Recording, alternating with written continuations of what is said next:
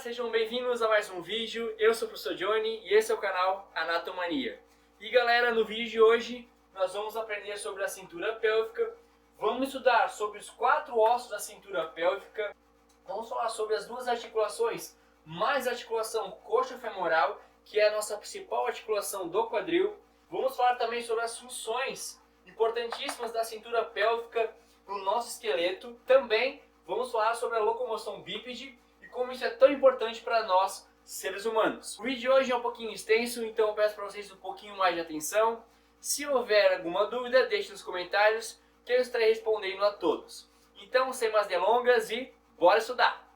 A primeira coisa que a gente tem que saber quando a gente vai estudar os símbolos, tanto do membro superior quanto do membro inferior, é essa semelhança que um tem com o outro. Por exemplo, a nossa cintura escapular é muito parecida com a nossa cintura pélvica.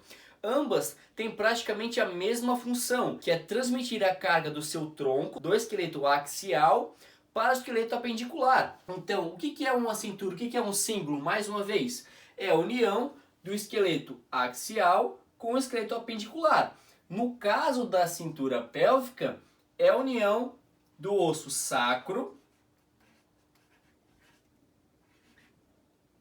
com o osso ilíaco, certo? A união desses 2 ossos dá o nome que a gente conhece por cintura pélvica. Então, toda vez que você ouvir o termo cintura ou símbolo, refere-se a isso aqui, pessoal, para vocês fixarem e não esquecerem e não serem pegos nas pegadinhas das provas. É a união do esqueleto axial com o esqueleto apendicular, certo? A cintura pélvica ela é composta por 4 ossos, sendo eles 3 ossos do quadril, isquio, ilho e pubis, e um osso da nossa coluna, que é o osso sacro. A junção desses 4 ossos dá o nome cintura pélvica, a junção do isquio, ilho e pubis, que são os ossos que compõem o nosso quadril, né, a nossa bacia, mais o osso sacro. Então, resumidamente para vocês, a junção do isquio, ilho e pubis, que compõem a nossa bacia, mais o osso sacro, diz respeito à nossa cintura pélvica. Agora, pessoal, falando das articulações, nós temos 2 articulações na cintura pélvica, mais a articulação coxo-femoral, a principal articulação do nosso membro inferior. Quais são essas 2 articulações que fazem parte da cintura pélvica? 2 sacroiliacas e uma sínfise púbica. Pessoal, em algumas literaturas, ou na visão de alguns autores, vocês vão encontrar a articulação sínfise púbica como uma articulação classificada como uma não articulação. Ou seja, alguns autores não consideram a sínfise púbica, por ser uma articulação de fibrocartilagem, como uma articulação não real. Porque o que é a sínfise púbica?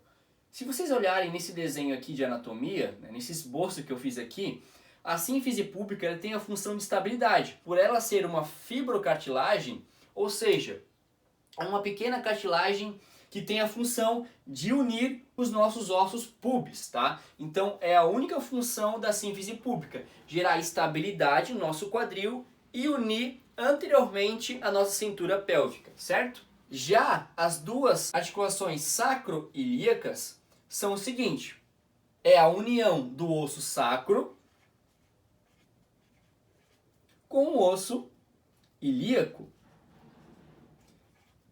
O osso sacro, que faz parte da nossa coluna, vai se unir com esse osso grandão aqui, ó, da nossa bacia. Essa articulação aqui, ela tem função de estabilidade na nossa marcha, tá? Se ela não fosse estável e não fosse segura e firme, como ela foi projetada, como o Papai do Céu projetou ela para ser, a gente não teria estabilidade na movimentação do quadril e provavelmente isso iria acarretar em dificuldades na nossa marcha. Partindo agora para a articulação coxo-femoral, Pessoal, essa aqui é a nossa principal articulação do quadril e do nosso membro inferior. É aqui que a gente vai produzir os movimentos da nossa perna e nada mais é do que a cabeça do fêmur se articulando com o nosso acetábulo, formando esse encaixe do tipo bola e soquete que vai nos auxiliar e produzir os movimentos da nossa perna, do nosso membro inferior, abdução, adução, flexão, extensão e os demais movimentos que essa articulação coxo-femoral foi projetada, foi desenhada para produzir, certo?